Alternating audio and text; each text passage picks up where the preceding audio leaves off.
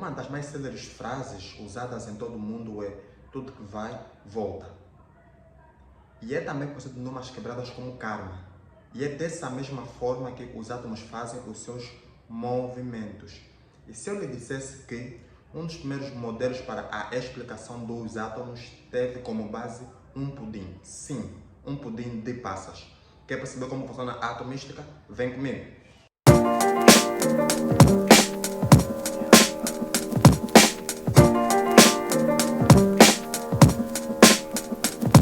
A atomística é o estudo dos átomos e as suas partículas fundamentais, como é o caso dos nêutrons, prótons e eletrons. E é com base nisso que vários modelos atômicos foram estabelecidos ao longo do tempo.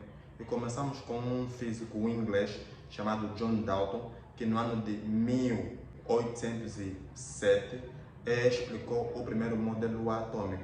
Segundo Dalton, o modelo atômico era maciço, rígido, sem carga e indivisível. Vale dizer agora que é por esse motivo da indivisibilidade que o átomo até hoje se chama átomo. Átomo significa que não se divide, mas hoje já temos conhecimento que sim, os átomos conseguem se dividir. Dessa forma, já tem literaturas que já tratam ele como tomos e não átomos. Para este senhor, John Dalton, o físico inglês, o átomo era uma esfera e maciça. Imaginem vocês que gostam muito de golfe ou que gostem de bilhar. Aquelas bolas são extremamente duras e também não têm espaços na zona interior. Então elas são totalmente compactadas, daí o termo maciço. E ele também disse que era extremamente dura, ou seja, rígida, e que esse átomo não possuía qualquer carga elétrica. Mais tarde, um outro físico inglês, Joseph Thomson, em 1907, explicou um outro modelo que se assemelha muito ao do Dalton, mas com alguns acréscimos. Segundo Thomson, ele dizia que o átomo é sim esférico, porém contém cargas, como esses que a gente pode ver aqui, e que os eletrões estariam dispersos no átomo, estariam separados, estariam difundidos.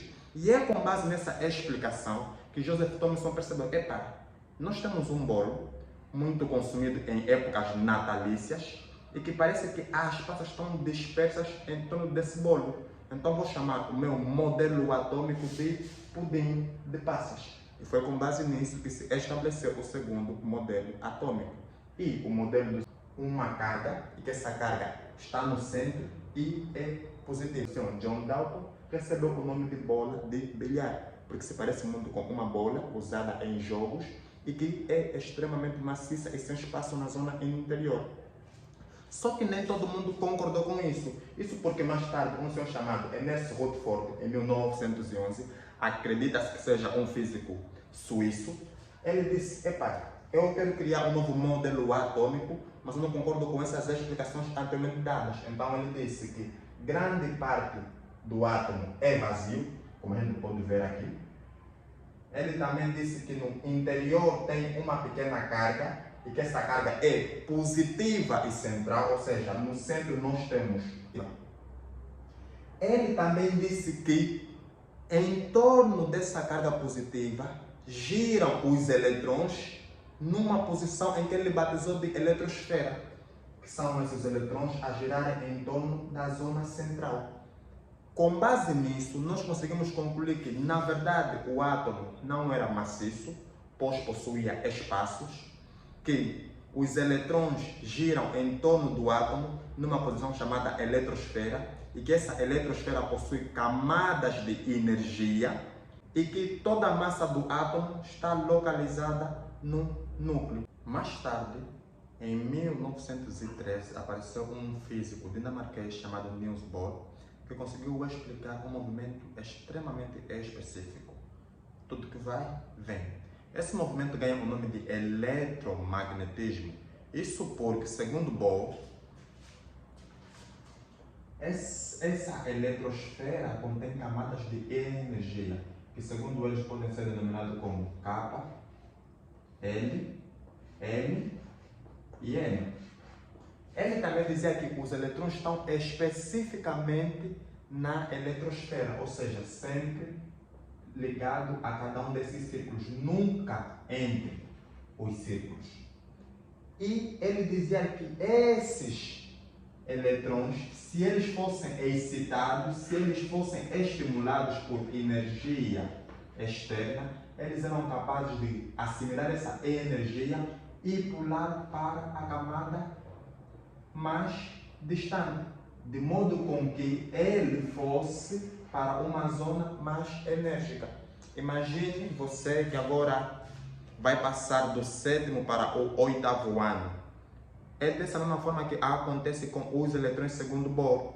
Bohr dizia que, se esse átomo recebeu energia, os elétrons vão sair da posição em que estão, ganhando mais energia e pulando para a próxima camada. Dessa forma, os átomos fazem um movimento. Só que os átomos na natureza, eles são estáveis. E por eles serem estáveis, eles têm de manter os elétrons em uma posição que lhes confere a energia que eles têm. Dessa forma, quando essa energia acaba, o elétron que agora pulou retorna ao sítio de onde ele saiu. E é este movimento que representa o eletromagnetismo. É, na verdade, um átomo que recebe energia, faz com que os elétrons pulem para a próxima camada. Quando essa energia acaba, ele retorna. Isso acontece muito em processos de metalúrgica. Provavelmente vocês já devem ter visto algum noticiário ou algum documentário de como é que se fazem metais. Muitas das vezes a gente vai aquecer um metal durante muito, mas muito tempo. Chega uma fase em que esse metal acaba ganhando uma certa coloração. Ele acaba ficando alaranjado, talvez avermelhado. Significa que no momento em que aquecias esse metal, tu fazes com que ele ganhasse o átomo energia. Dessa forma, o eletrão pulava para a próxima camada, a camada mais energética.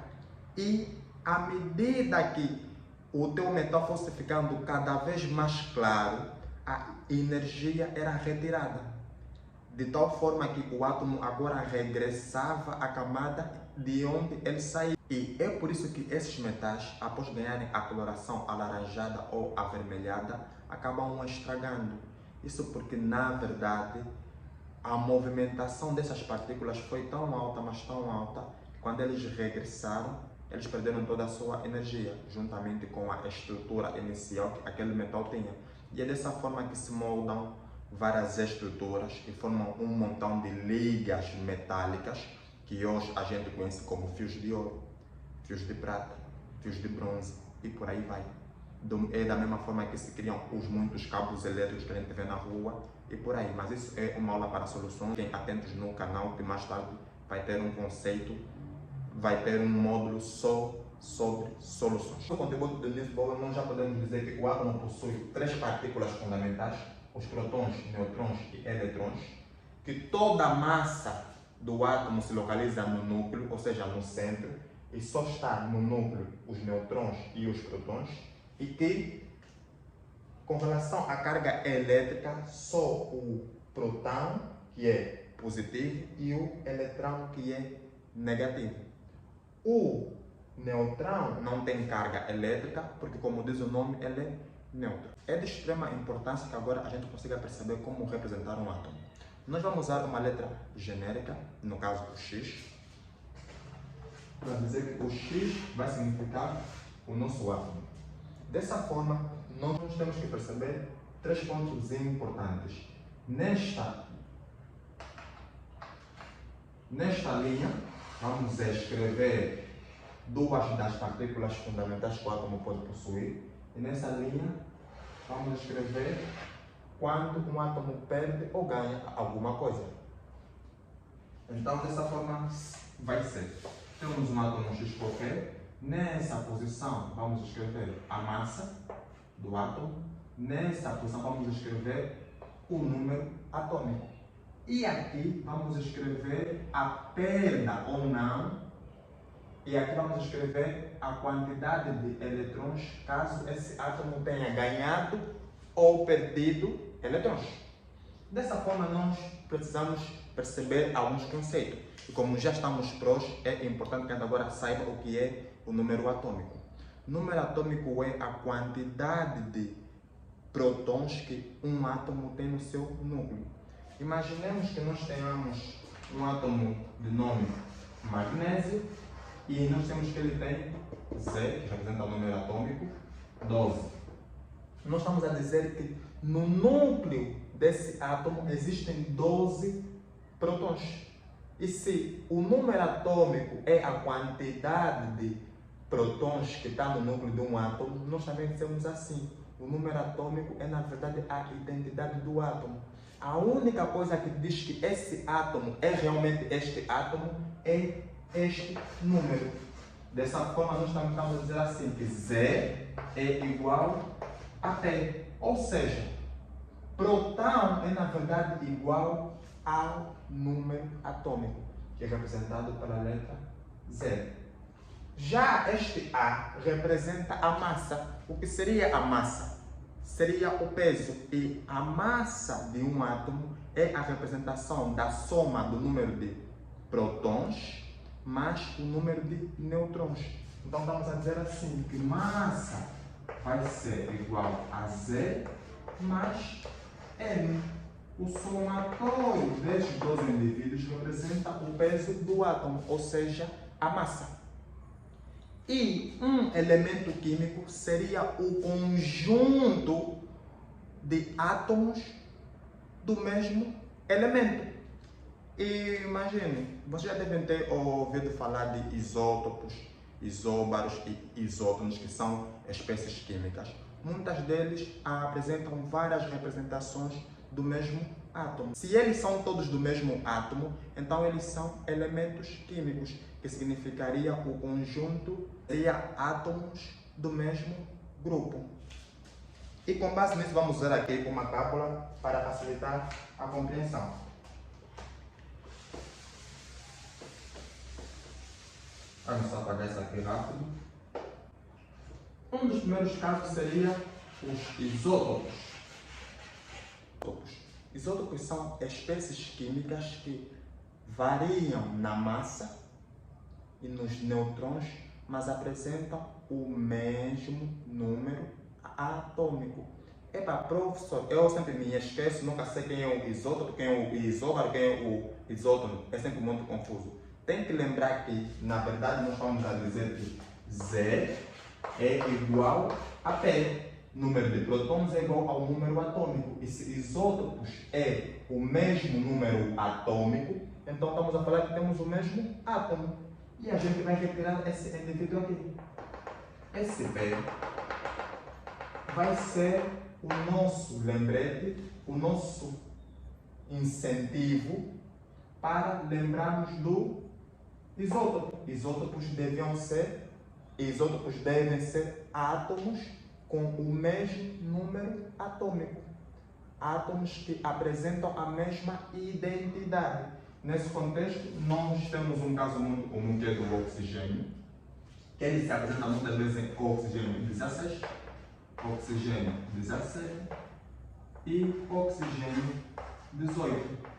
Mas, professor, por que eu tenho diferentes números e ainda assim eu digo que eles são oxigênio? Porque temos que lembrar que para serem o mesmo átomo, tem de possuir o mesmo número atômico.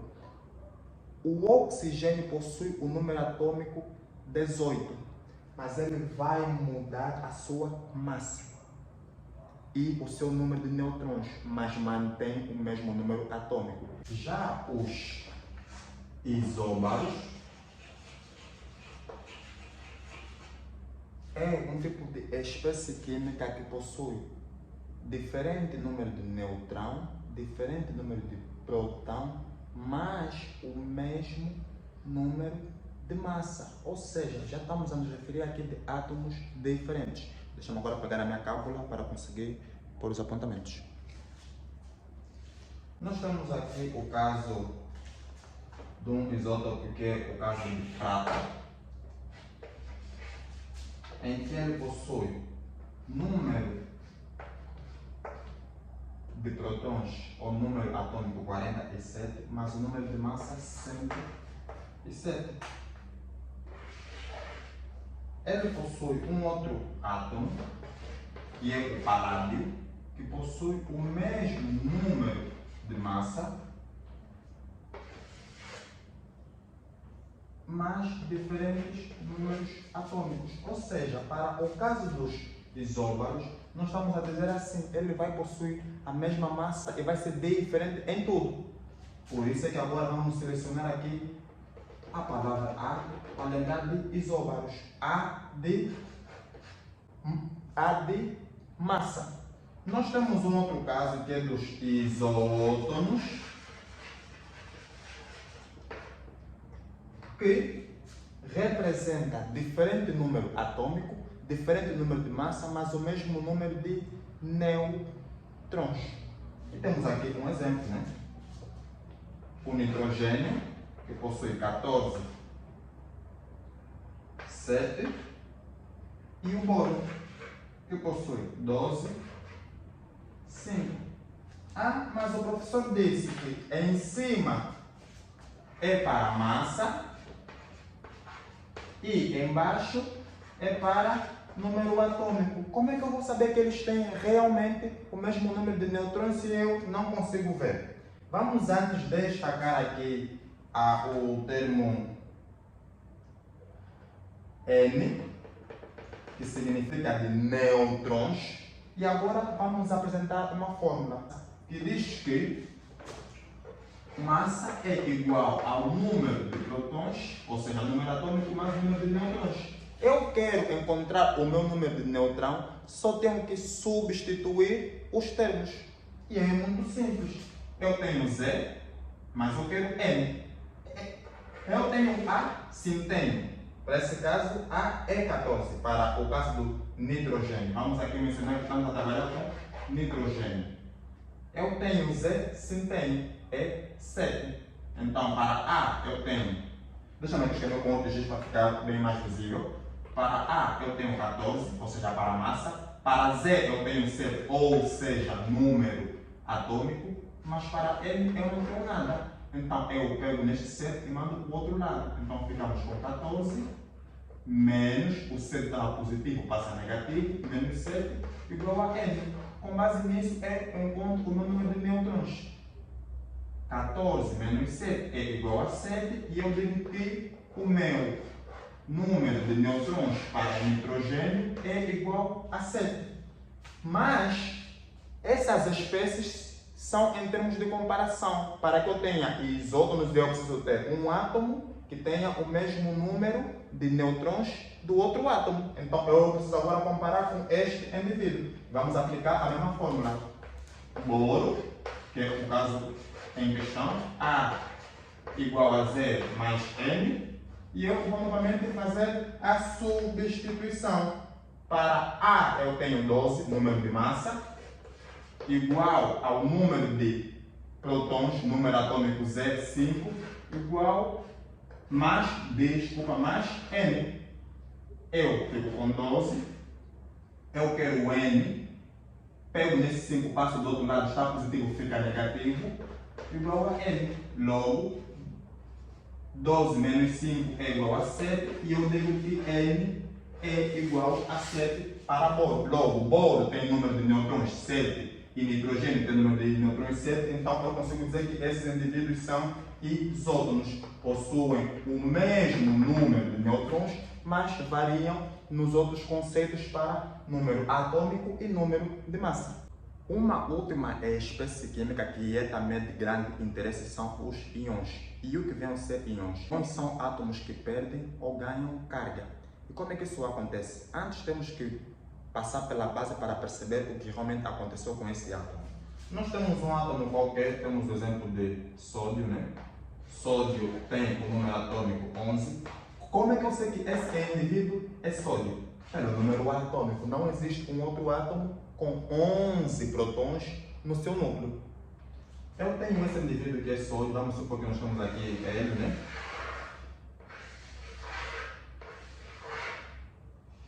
Estamos aqui a tentar representar o átomo. E vamos supor que nós tenhamos 11 pontos. 1, 2, 3, 4, 5, 6, 7, 8, 9, 10, 11.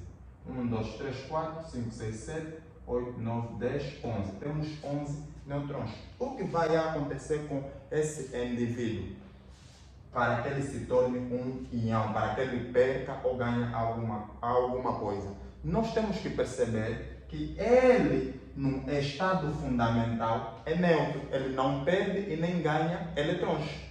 Então, nós estamos a dizer que, na verdade, ou seja, Z, número atômico, é igual ao número de nêutrons.